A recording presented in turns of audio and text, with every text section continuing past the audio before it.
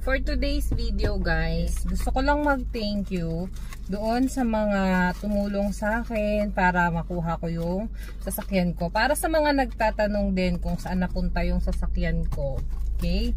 So this one, ito guys, lesson learned talaga to para dun sa mga tumutulong, tsaka sa mga kusang loob na tumutulong, no? Na nagtitiwala tayo na tutulong tayo kasi in good faith naman yung pagtulong natin. Kaso nga lang, talagang all of a sudden talagang may nangyayaring bagay na hindi natin inaasahan, which is yun yung nangyari sa akin guys. So ako hindi ko to ipopost to discriminate dun sa taong tinulungan ko, no. Hindi ko na alam kung saan ako kukuha ng pambayad, hindi ko na alam kung saan ako kukuha na hihingi ng tulong para makuha ko yung sasakyan ko. So para sa mga nagtatanong guys kung saan napunta yung sasakyan ko, kung bakit ilang araw akong nawalan ng sasakyan. So ito kasi guys ang kwento. Mga aral na din to para dun sa mga taong gustong tumulong lang naman, pero ang naging labas yung tumulong, siya pa yung naging masama. I mean, siya pa yung napasama, siya yung napahamak, ganun. Kasi syempre yung tinulungan mo, yung tinulungan niya, although hindi naman talaga niya ginusto yung nangyari, pero meron siyang pwedeng gawin, hindi niya ginawa, or mas pinili niyang hindi gawin. Hindi ko alam kung anong nasa isip niya, pero on my side guys is kaya niyang gawin. Kumbaga kaya niyang i-prevent na hindi mangyari yung nangyari sa sasakyan ko, pero hindi niya ginawa kasi mas inisip niya yung sarili niya, no? Hindi ko pwedeng hindi isipin na inisip niya yung sarili niya kasi yung reasonings niya sa akin is very invalid. Kasi kung tutuusin, pwede niya talagang gawin yon. Pwede niya isipin na hati kami para hindi lang makuha yung sasakyan ko kasi 2 months na siyang hindi nakakabayad o ganon, 'di ba? Pero ang ginawa niya, fully, hindi siya nagbigay ng pambayad na kahit pang 1 month lang, no? Kasi meron siyang reason. May reason naman siya kung bakit yun nangyari, kung bakit hindi siya nakapagbayad. Pero kasi hindi ako nagkulang sa kanya, as ako yung tumulong sa kanya, as ako yung naka-front dun sa hiniraman, at saka sasakyan ko yung naka-front sa hiniraman. Kumbaga hindi ako nagkulang sa kanya sa paalala na ganito na lang, ganyan na lang, tapos kukunin na nila yung sasakyan ko, ganon. So hindi ako nagkulang, lagi ako nagpapaalala sa kanya. Pero yun, mas pinili niyang unahin kung ano yung mga pangangailangan niya kaysa doon sa kailangan niyang bayaran doon sa hiniraman namin. Actually, hiniraman namin, oo. Hiniraman namin kasi ang naka-front ako, pangalan ko, sasakyan ko yung nakalagay. Kaya nga hinatak yung sasakyan ko. Oo guys, hinatak yung sasakyan ko kasi hindi siya nakabayad sa monthly niya na dapat bayaran doon sa kinuhanan namin. Dahil syempre ako, stress na ako kung saan ko kukunin yung mga kailangan kong ibili or kailangan kong bayaran doon sa kinuhanan namin. So kung ginawa ko, inaano ko siya. Syempre, ikaw ba? Syempre, sasabihin mo siya sa kanya, sasabihin mo lahat ng nangyayari kasi sa kanya siya gumamit ng pera Ikaw lang yung tumulong para makakuha siya ng pera na yun. And the worst pa is, ako na yung tumulong, ako na yung nagbigay nung pwede niyang ibigay doon para makahiram ng pera dahil wala naman siya dito sa ibang bansa. Nasa ibang bansa kasi siya. Ako na lahat, kumbaga ako na lahat nasa akin na lahat ng effort. Tapos ang ending pa, ako pa yung napahamak, na parang ako pa yung, feeling ko lang para lang malinaw sa lahat, I feel like ako pa yung may kasalanan kung bakit nangyari yun. At saka pa, ang nangyari, kasalanan ko pa at nanghihingi pa siya sa akin ng papel daw. Actually, mahabang story guys Pero ang sa akin, mahabang story kung bakit ganon, kung bakit ganyan, actually man ako, bakit kasi tinulungan mo pa, bakit kasi ganito, bakit kasi ganyan. Ako kasi guys, hanggat may kaya akong itutulong ko, lalo na kung talagang alam ko naman sa sarili ko na kailangan nila yung tulong, 'di ba? Kasi ako dati naka-ano kasi ako naka-experience kasi ako ng kailangan ko ng tulong pero wala talagang tumutulong sa akin. Napakasakit sa loob, napakasama. Tapos alam mo yung wala silang tiwala sa iyo. Kasi ako understandable na wala silang tiwala sa akin na tutulungan nila ako sa mga ganung bagay kasi nga wala naman akong kakayahan noon na magbayad sa ganyang bagay. Pero yan kasi, yan ang unang natin iisipin. Once na ang tao nagtiwala sa inyo, once na ang tao pinagkatiwalaan ka at tinulungan ka, wag mong sisirain yung tiwala sa iyo ng tao. Kasi pag yan nasira, yung tiwala ng tao sa iyo, tapos nangailangan ka sa susunod na mas worst pa sa pangangailangan mo ngayon, hindi ka na ulit pagkakatiwalaan ng tao. Hindi ka na, kahit anong gawin mo dahil wala na siyang tiwala sa'yo, hindi ka na niya ulit pagkakatiwalaan, hindi ka na niya matutulungan. Kahit nagustuhin man niya natulungan ka, hindi ka na niya tutulungan kasi wala na sira na yung tiwala niya sa'yo diba? Hindi na siya, kahit isipin pa niya na gusto niyang tulungan, pero iisipin niya yung sarili niya syempre, na nagawa na sa akin to nito before uulitin ko pa ba yung stress na to, diba? So ganun na yung magiging mindset ng tumulong sa inyo. Kaya guys, kung mayroon man sa inyong tumutulong sa ngayon dyan sa mga problema nyo, magpasalamat kayo at gawin nyo talaga ang lahat para hindi masira yung tiwala sa inyo nung tumulong sa inyo. Okay? So yun nga guys, balik tayo sa sasakyan ko, kung saan napunta yung sasakyan ko. So 2 buwan siyang hindi nakabayad, kaya hinatak yung sasakyan ko. Kinuha lang 2 linggo, magta-3 linggo akong walang sasakyan. Actually 2 linggo mahigit. Wala akong car, kaya hindi ako makaalis.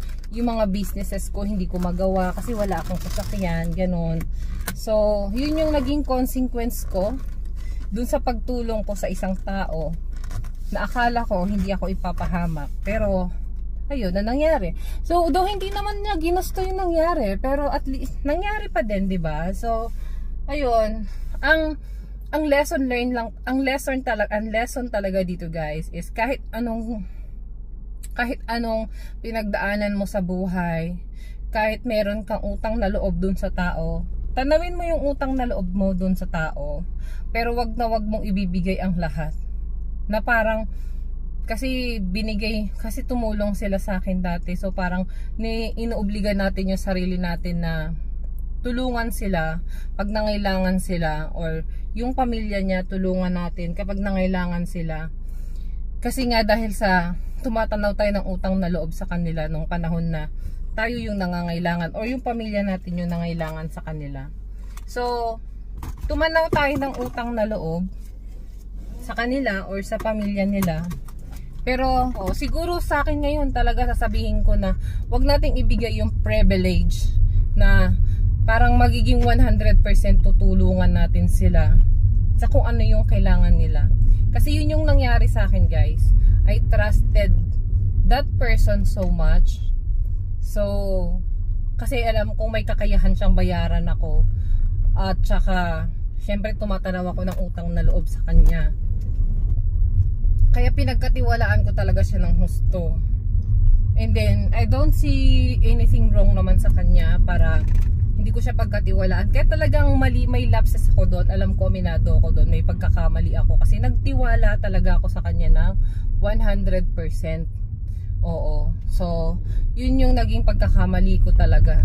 Kaya sa mga tao na may mga soft-hearted na tumatanaw ng utang na loob para sa galing sa pamilyang tumulong sa inyo, there's nothing wrong na tumanaw ng utang na loob sa pamilyang tumulong sa inyong pamilya nung mga panahon na kayo yung naghihirap. Kapag wala ka talagang maitulong, wala na.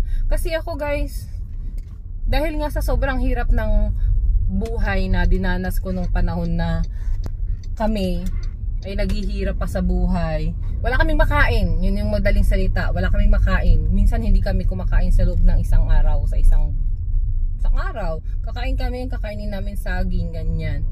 Pero dahil dun nga sa hirap ng buhay na dinanas ko, sabi ko, pag ako nagkaroon, tutulong ako hanggat kaya ko. To the point na ganun yung nangyari sa akin dahil nga pinagkatiwalaan ko at saka kakilala ko naman. And worst kapag kamag-anak mo pa, 'di ba? So, yun lang yung lesson doon. Kahit sino kamag-anak, kaibigan, kakilala, kahit sino, wag yung pagkakatiwalaan na bibigyan nyo ng 100% na tiwala na tutulong kayo kasi kilala nyo. No. Kasi darating yung point na kahit ikaw tumulong ka na sa kanila, iisipin nila yung sarili nilang kapakanan. Hindi nila iisipin yung kapakanan mo kung ano yung mangyayari sa'yo. So, ganun yung nangyari sa akin, guys. Ito based on my experience lang. Hindi ko sinasabi na ganun yung gusto niyang mangyari, pero ganun yung naramdaman ko. Ganun yung na-experience ko. Kasi, alam kong kaya niyang gawa ng paraan. Hindi niya ginawa kasi mas pinili niya yung pangangailangan niya. So, yun. Lesson lang yun, guys. Gusto ko lang i-share and gusto ko lang din mag-thank you para doon sa mga taong nagtiwala sa akin. Talagang sa kanila ako kumapit na humingi ng tulong para makuha ko ulit yung sasakyan ko. Tsaka yung mga kapatid ko na kahit sa sobrang sama na ng loob nila sa akin kasi nga ang tanga-tanga ko daw, pinagkatiwalaan pa rin nila ako. Naglabas sila ng wala sila magawa eh. Oo, tinulungan na lang nila ako talaga kasi no choice na sila. Baka daw umiyak ako pagka hindi ko nakuha yung sasakyan ko kasi guys, dumating na sa punto na maririmata na yung sasakyan ko kasi wala talaga akong makuhanan ng tulong, wala akong makuhaan ng pera para ipatubo sa sasakyan ko kasi ang pinupursigi ko is yung taong tinulungan ko para makuha yung sasakyan ko, pero wala talaga siyang wala akong nakuha sa kanya. So kailangan ko yung time na yon, isang araw na lang maririmata na yung sasakyan ko. Kailangan ko na talagang mag-isa-isa sa mga kaibigan ko. Ang kinapalan ko na yung mukha ko sa mga kaibigan ko sa Facebook, nakakilala ko, na sa tingin ko, hindi ko naman sinasabi na nakakaluwag-luwag ay na mayaman sila or mapera sila, pero sa tingin ko lang nakakaluwag-luwag na pwede akong matulungan. Inisa-isa ko talaga sila, guys. Kinapalan ko yung mukha ko para isa-isahin sila para magbaka sakali na makahiram ako or makakuha ako, di ba, ng ganyan. Kasi hindi naman kasi porke may kasama tayo sa buhay na nakakaluwag-luwag, aasa lang tayo sa kanila. Hindi ako ganun, guys. Hindi ako umaasa sa partner ko na hihiram lang ako sa kanya ng pera pag nangangailangan ako. Hindi. Kasi ay naisip ko rin yung pangangailangan niya. Kaya ako nagsasariling sikap ako sa mga sarili kong pangangailangan. Kaya alisin natin yung mindset na porket may afam yung kasama natin or yung kaibigan natin, nakakaluwag-luwag na. Yun yung saktong nangyari sa akin. Dumating ako sa point na parang nanlilimos na ako, makautang lang ako ng pera sa mga kaibigan ko. Pero thankful ako kasi out of like siguro 10 persons na hiningian ko ng tulong, meron naman talagang sa kanila nag-response na talagang at least nag-response sila, 'di ba? Malaking help yun yung nagre-response ka na wala ka talagang maitutulong, ganyan. Tapos may mga tumulong din sa akin na talagang nagtiwala na, siguro kasi kilala naman nila ako, nagtiwala sila sa akin na maibabalik ko yung perang hiniram ko sa kanila, ganon. So thankful ako talaga. Hindi ko na iisa-isahin kung sino yung mga taong tumulong sa akin para mabalik sa akin yung sasakyan ko, para makuha ko ulit yung sasakyan ko. Kasi talagang that time gusto ko nang umiyak.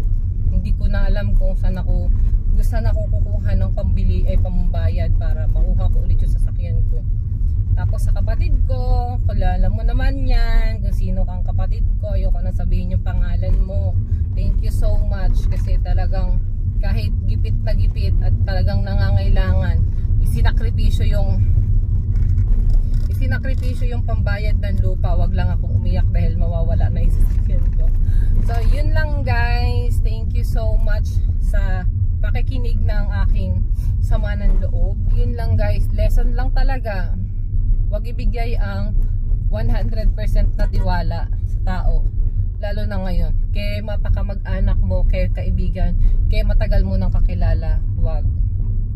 Wala kang mapanghahawakan na magiging ganun sila ka loyal at talagang paninindigan nila yung pagiging magkaibigan nyo, magkamag-anak nyo. Pagdating sa pera, wala nang kamag-anak, wala nang magkaibigan. Thank you so much sa lahat ng tumulong sa akin. And para naman sa mga may mga malalambot na pusong madaling lapitan, lesson learned talaga yan. Huwag basta-basta magtitiwala sa mga tao, kahit kamag-anak or kaibigan or kakilala mo ng matagal. So yun lang guys. Thank you so much sa pakikinig sa akin.